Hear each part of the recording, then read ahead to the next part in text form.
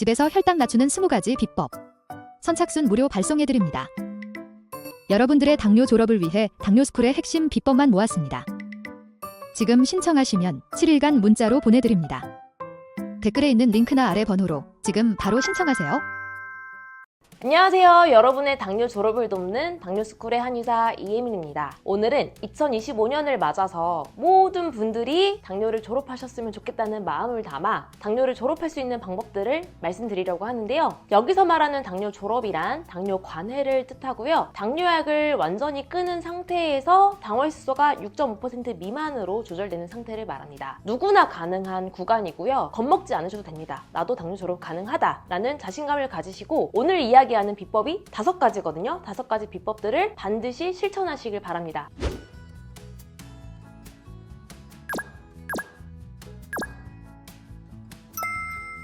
그럼 첫 번째부터 말씀드릴게요. 첫 번째는 저녁 식사 후에 3-4시간 철저히 금식입니다. 이렇게 말하면 저 금식 잘 하고 있어요 라고 얘기하시는 분들이 많던데 과일 한 조각, 견과류 조금, 과자 한 조각도 안 돼요 라고 하면 이것도 안 돼요 라고 말씀하십니다. 결론은 물 외에는 안 됩니다. 그래서 물 외에는 3-4시간 동안은 아무것도 먹지 않는다. 저녁밥 먹으면 그걸로 땡이다 이렇게 생각하시면 되고, 그래서 위장을 철저하게 비운 상태로 자는 것, 소화가 다 된 상태로 자는 것이 첫 번째 핵심이라고 생각하시면 되겠는데, 문제는 퇴근해서 집에 와서 밥을 먹고 나서 2시간 후에 자야 돼요. 1-2시간 만에 바로 자야 돼요. 이런 분들이 있더라고요. 그런 분들의 경우에는 소화가 1-2시간 만에 될 수 있는 음식으로, 하물며 죽이나 누룽지도 괜찮습니다. 왜냐면 소화가 빠르기 때문에. 그래서 소화가 다 될 수 있는 만큼의 양이나 아니면 죽이나 누룽지 같은 소화가 잘 되는 음식으로만 드시는 것을 권해드리고요. 또 이런 분들 계셔요. 저는 주야간 교대 근무를 해요. 3교대 근무를 해요. 이렇게 하시는 분들이 있는데, 그분들은 주된 잠을 자기 전에 3-4시간은 금식이다 이렇게 이해하시면 되겠습니다. 그래서 아침에 자든 점심에 자든 오후에 자든 저녁에 자든 상관없이 본 잠을 자기 3-4시간은 금식 이렇게 생각하시면 누구나 적용할 수 있는 실천 방법입니다. 두 번째, 11시, 12시 전에 자서 7-8시간 숙면하자인데요. 11시 전에 자면 제일 좋지만 그게 불가능하신 분들 아까 말씀드렸던 것처럼 적어도 자정 전에는 무조건 자는 것, 그리고 총 수면 시간이 7-8시간 돼야 돼요. 그런데 이런 분들 계시죠? 저 4-5시면 일어나야 돼요. 이런 분들은 역으로 환산을 해서 9시 정도엔 주무셔야 됩니다. 7시간을 채워야 되기 때문에. 근데 이런 분들 많아요. 저 중간에 깨면 잘 못 자요. 중간에 여러 번 깨요. 야간요 때문에 6번 깨요. 이러신 분들도 있고, 불면증, 수면장애 호소하시는 분들이 요새 현대인들에게는 정말 많은 숙제이기도 한데요. 그런 분들에게 제가 말씀드리는 거는 눈 감고 쉬는 것 자체가 수면이다. 이렇게 스스로 생각하셔야 합니다. 라고 말씀드립니다. 그래서 중간에 잠이 여러 번 깨거나 수면장애, 불면증으로 시달리시는 분들은 괜찮습니다. 11시, 12시에 누워서 눈 감고 쉬는 것만으로도 곧 수면이다. 스스로 생각하시면 수면에 대한 스트레스가 없어져요. 강박이 없어집니다. 그래서 눈 감고 쉬는 것 자체가 수면이니까 그냥 아침까지 쭉 쉬어주시고, 대신에 낮에 노력하셔야 됩니다. 어떤 노력이냐면 잠을 잘 자기 위한 노력. 저녁에는 수면에 대한 스트레스, 숙면을 했는지 안 했는지에 대한 스트레스는 받지 마시고 대신에 잘 자고 싶으신 분들은 낮에 노력을 하시면 되는데, 맨발 걷기를 하거나 커피를 아예 끊어본다거나 아니면 명상이나 호흡, 스트레스 완화에 좋은 여러 가지 이완 동작들, 스트레칭, 요가 이런 것들을 낮에 열심히 해서 잠을 잘 잘 수 있는 몸 상태는 낮에 만드시고, 저녁에는 눈 감고 쉬는 게 수면이야 라고 생각하시는 게 제일 좋을 것 같아요. 그리고 이런 분들 있어요. 저 주야간 교대예요, 3교대 근무해요 이러신 분들 있는데, 그런 분들은 어느 시간대에 자더라도 7시간 정도는 수면을 꼭 하실 것. 그래서 시간을 확보하셔야 되거든요. 그분들은. 그래서 은행 가지 마시고 친구 만나지 마시고 내가 잘 시간은 반드시 확보를 해서 그 시간은 눈 감고 쉬고 수면을 하는 것을 철저하게 해주시면 되겠습니다. 세 번째는 운동인데요. 운동은 매일매일 그냥 꾸준히 한다. 여러 가지 운동 다 괜찮아요. 맨발 걷기도 좋고 일반 신발 신고 걷는 것도 좋고 요가도 좋고 탁구, 배드민턴, 줄넘기, 계단 오르기 다 좋습니다. 어떤 운동이 좋다, 이것만 해야 된다 이런 건 없고요. 여러 가지 운동들 중에서 내가 좋아하는 운동을 해야 꾸준히 할 수가 있거든요. 그 운동들을 꾸준히 하시면 되고요. 뭘 해야 될지 모르겠다, 특히 지금 같은 겨울철 추워서 밖에서 운동하는 거 좀 꺼리시는 분들 많더라고요. 그런 분들은 매주 월요일 밤 10시에 라이브로 진행을 하죠. 당뇨 졸업 30분 교실입니다. 제가 직접 진행을 하고 거의 2년이 넘었어요. 지금 2년 넘도록 매주 월요일 밤 10시를 지키고 있습니다. 당뇨스쿨 채널에 들어오시면 확인하실 수 있고요. 신청하실 분들은 010-4428-5178로 문자 하셔가지고 신청하시면 시작하기 20분 전에 문자로 보내드리니까 그 문자에 있는 링크를 눌러서 참여하시면 되겠습니다. 어쨌든 운동은 내가 좋아하는 운동을 해야 끝까지 꾸준히 매일 할 수 있다. 요거 기억해 주시고, 단기적으로 지금 당장 혈당을 낮추기 위한 운동이 아니라 꾸준히 해서 근력도 계속 키우고 인슐린 저항성을 낮추는 데 목적을 두시면 되겠습니다. 그리고 내가 생활을 잘 하고 있는지를 검증할 수 있는 방법이 있어요. 바로 혈당 수첩이죠. 공복 혈당 수첩인데 저희가 작성하기를 항상 권해드리고 있고, 샘플 예시입니다. 어떻게 작성을 하면 되냐면 아침마다 일어나서 1시간 안에 공복 혈당을 측정을 하시는 겁니다. 측정을 해서 적어주시고, 나는 평소 혈당이 130대, 140대가 나와 라고 하시면 평소랑 비슷한 수치가 나오면 그냥 넘어가는 겁니다. 안 적어도 돼요. 적지 말고 평소보다 유난히 낮게 나오거나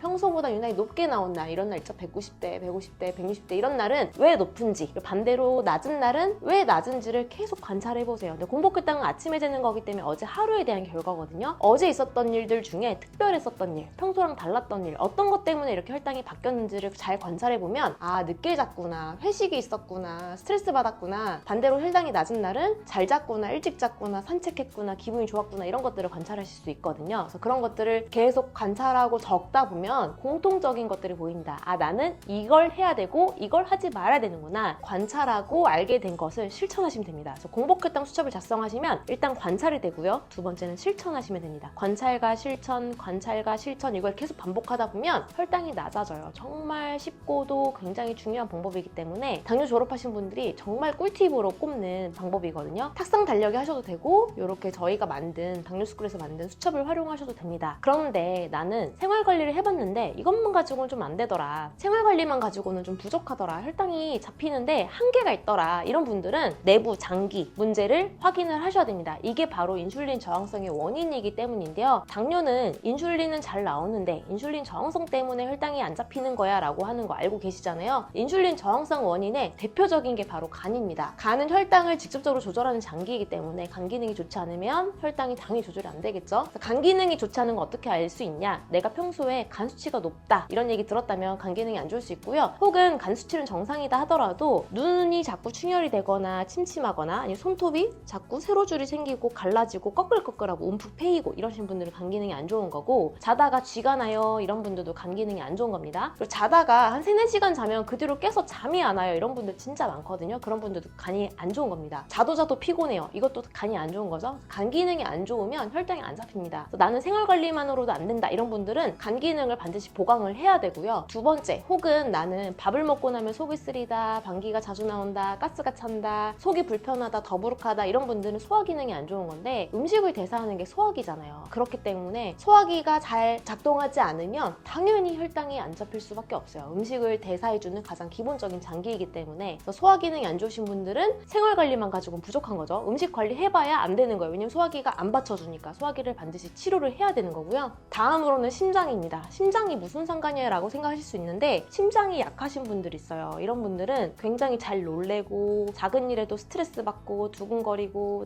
꿈도 자주 꾸는 경향도 있고요. 그래서 이런 분들은 굉장히 작은 일에도 예민해지고 스트레스를 받기 때문에 혈당이 막 올라갑니다. 왜냐면 우리가 교감신경이 흥분되면 혈당이 올라가거든요. 스트레스에 굉장히 취약하신 분들이 많아요. 그래서 심장이 약한 분들은 심장이 강화되는 치료를 하면 마음도 안정되고, 예전에는 심장이 두근거리는데 요새는 안 그래 이런 얘기들 하시거든요. 그러면서 혈당이 같이 안정되는 거죠. 그래서 이렇게 간, 소화기, 심장 문제를 확인을 하셔야 되는데, 방금 제가 이야기한 거에 다 답이 있어요. 그래서 나는 어떤 문제가 있는지를 한번 확인해 보셔야 되겠고, 잘 모르겠다 라고 하면 전문가인 당뇨스쿨의 한의사 원장님들과 상의를 해보시면 되겠고요. 그리고 이런 부분들을 한의학적으로 치료를 받으시면 굉장히 좋습니다. 인슐린 저항성 문제를 해결하는 거기 때문에 한의학적으로 치료를 받으시는 것을 반드시 좀 고려해 보시라고 말씀드리고 싶은데요. 저희가 이렇게 혈당 개선탕이라고 해서 인슐린 저항성을 해결할 수 있는 간, 심장, 소화기 문제를 해결할 수 있는 한약 처방들을 맞춤으로 처방을 해드리고 있습니다. 그래서 간만 문제인 분들, 혹은 간이랑 소화기가 같이 문제인 분들, 간이랑 심장이 같이 문제인 분들, 혹은 이 세 가지가 모두 기능이 좀 떨어진 분들이 있는데, 그 부분에 맞춰서 맞춤으로 혈당 개선탕을 처방을 해드리고 있습니다. 이 부분에 대해서 상담 받으시면 좋겠고요. 이렇게 인슐린 저항성의 원인을 찾아서 해결을 하면 혈당이 굉장히 빠르게 좋아집니다. 이분은 당활수가 무려 12.4%였고 있었고 인슐린 분비량이 C-펩타이드 검사를 했을 때 1.76밖에 되지 않았어요. 굉장히 당월수에 비해서는 턱없이 부족한 인슐린을 분비하고 있었는데 한약 치료를 통해서 인슐린 저항성이 해결이 되다 보니까 불과 한 2개월 반 만에 7%로 뚝 떨어졌죠. 그리고 또 한 달 좀 더 지나니까 당월수가 5.3%로 당뇨를 졸업하게 되었습니다. 이분은 당뇨약을 안 드셨던 상태이기 때문에 12.4%에서 5.3까지 떨어졌는데 인슐린 분비량은 계속 비슷하시죠. 같은 인슐린 양을 가지고 혈당이 잘 조절되는 것, 이게 인슐린 저항성이 좋아졌다, 개선이 됐다, 인슐린의 효율이 좋아졌다 이렇게 볼 수가 있는데요. 인슐린 저항성의 원인을 해결하면 우리가 이렇게 쉽게 혈당을 낮출 수가 있습니다. 다섯 번째, 췌장 기능 회복하기인데요. 인슐린 저항성이 중요한 것, 이건 다들 알고 계실 텐데 인슐린 분비가 부족한 분들도 계시더라고요. 정말 안타까운 문제입니다. 저희가 한의원에서 이렇게 차트를 쭉 보면 전체 환자들 중에 30-40% 정도는 인슐린 분비량이 이미 정상 범위보다 부족한 분들이 꽤 많습니다. 그래서 저희가 C-펩타이드 검사를 원내에서 한의원에서 하고 있는데요. 인슐린 분비량이 부족하면 췌장 기능이 떨어진 겁니다. 그래서 당뇨스쿨 의료진들이 인슐린 분비량을 늘리기 위한 약제들을 계속 연구하고 진료하고 끊임없이 학습하고 하는 과정에서 최적의 조합의 처방을 찾아냈어요. 그 한약을 처방한 결과 C-펩타이드 수치가 치료 전에 1 미만이었던 분들이 1 이상으로 올라온 것을 볼 수가 있습니다. 계속 끊임없이 연구하고 있고 지금은 세포 실험도 하고 있고요. 계속해서 논문 작업 그리고 임상을 할 예정입니다. 이렇게 췌장의 인슐린 분비량을 늘려주는 처방을 많은 분들이 받고 계시는데요. 이거 보시면 당뇨 진단 받은 해라고 적혀 있는데 당뇨가 오래되면 췌장의 인슐린 분비량이 적어진다, 줄어든다 이런 얘기는 들어보셨을 텐데 당뇨 진단을 받은 지 얼마 안 된 분들도 인슐린 분비량이 적은 분들이 꽤 많습니다. 보시면 2024, 2023,